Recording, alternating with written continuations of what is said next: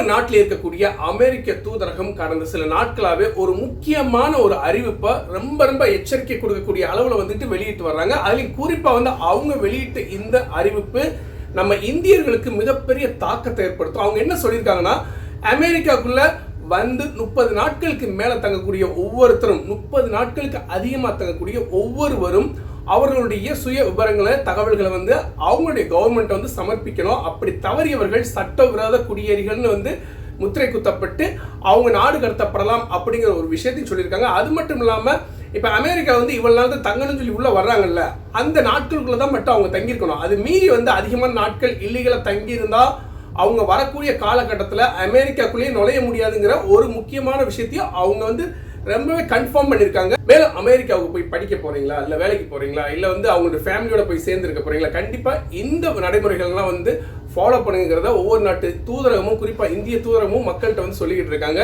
உங்களுடைய நண்பர்கள் அமெரிக்காவில் இந்த மாதிரி இருக்காங்களா, கண்டிப்பாக இந்த வீடியோ ஷேர் பண்ணுங்க. மீண்டும் ஒரு தகவலுடன்